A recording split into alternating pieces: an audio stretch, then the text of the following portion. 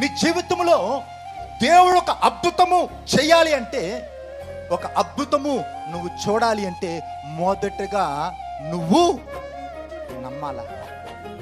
నమ్మటము నీకు చేతనైతే, నమ్మే దమ్ము నీకు ఉంటే కార్యమిచ్చే శక్తి ఆయనకి ఉన్నది.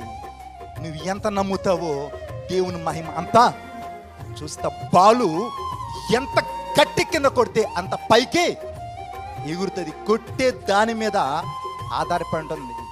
సముద్రం దగ్గరికి నువ్వు బిందె ఎత్తుకెళ్తే బిందె నీళ్ళు తెచ్చుకుంటావు, చెమ్ము ఎత్తుకెళ్తే చెమ్ము నీళ్ళు తీసుకొచ్చుకుంటావు.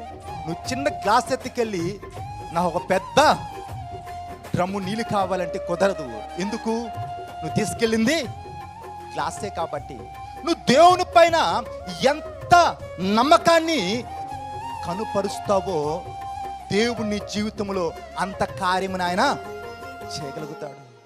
ఒక చోటు నన్ను నమ్మిన వారు నేను చేసిన కార్యాలు కాదు, వాటి కంటే ఏమన్నాడు, గొప్ప కార్యములు. దేవుడు తనని తండ్రితో పోల్చుకున్నాడు. తండ్రి తన కుమారుల ఎడల జాలి పడినట్లుగా నేను మీ ఎడల జాలి పడుతున్నాను. తల్లి మనసు ఎలాంటిదంటే, తల్లి తన యొక్క బిడ్డల్ని ఎక్కడ ఎత్తుకుంటుంది అంటే సంకలు ఎత్తుకుంటుంది. నా పిల్లలు నా కళ్ళ ముందే కనబడాలా, ఎప్పుడు నా కళ్ళ ముందే ఉండాలా.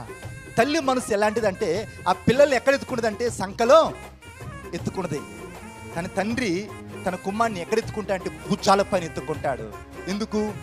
నేను చూడనిది నా కుమారుడు చూడాలా, నేను చేయలేనిది నా కుమారుడు చెయ్యాలా. అది తండ్రి మనసు అయి ఉంటుంది. మరి దేవుడు చెప్తున్న మాట ఏంటంటే, నన్ను నమ్మిన వారు, నా యందు విశ్వాసము ఉంచిన వారు నేను చేసిన కార్యాలు కాదు, వాటి కంటే గొప్ప కార్యములు. యేసయ్యను ముట్టుకుంటే స్వస్థత అయింది. పేతురు యొక్క నీడ పడితే ఏమైంది? యేసయ్యను ముట్టుకుంటే స్వస్థత. ఏది గ్రేట్? ముట్టుకుంటే స్వస్థత ఎక్కడ కలిగింది? యేసయ్య యొక్క వస్త్ర చెంగుని. కానీ పేతురు యొక్క నీడ పడితే స్వస్థత.